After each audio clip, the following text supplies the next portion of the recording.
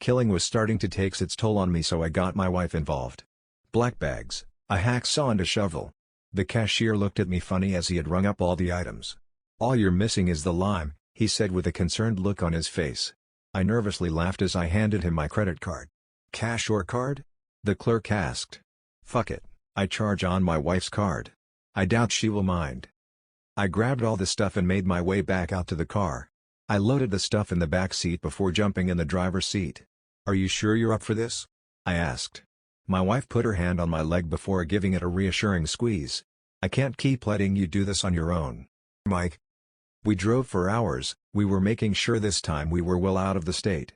Usually, I don't get my wife involved in this, but every time I do this it takes a bit of me with it. I think my wife just wants to share the burden. We were well out of state by the time the banging started. Soon she was going to be fully awake and screaming to be let out. If we got pulled over, how do we explain away the screaming girl in our trunk? We drove for a bit up the mountain to a spot I had planned in advance. By the time we pulled up, she was fully awake and screaming to get out. I wanted to break her legs so she couldn't escape. It's what I usually do. But the wife thought it was cruel. I told my wife to be prepared as I got ready to open the trunk. I whipped open the trunk, and out she jumped, knocking my wife over. As she ran for her life, I grabbed the rope I had tied to her neck, snapping her off her feet and onto her back. "Kill her quickly," screamed my wife. I grabbed the shovel, and just as she was about to jump back on her feet, I cracked her in the back of the head, killing her instantly. We made sure to go deep into the woods to bury the body. My wife helped me drag the dead weight up a hill before we found a good spot to bury her. The sun was starting to rise by the time the hole was deep enough to bury her, deep enough so not even the animals could get to her. We decided to stop over in a motel before making the long journey home. Killing always took it out of me and my wife just wanted to sleep in a bed. "Do you think it was enough this time?" my wife asked. I cradled my wife in my arms as we lay exhausted on a dingy old mattress.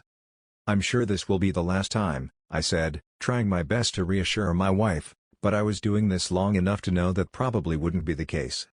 We must have drifted off at some stage because I suddenly found myself being jolted awake by the sound of broken glass. "What is it, dear?" The broken glass cracked under my feet as I walked to check the window. "I'm not sure. Hopefully, it's nothing."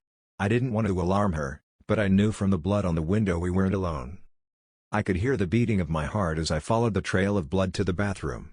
Beads of sweat rolled down my back as I slowly turned the door handle. "You're starting to scare me, Mike," said my wife as she sat shaking on the bed. I slowly opened the door.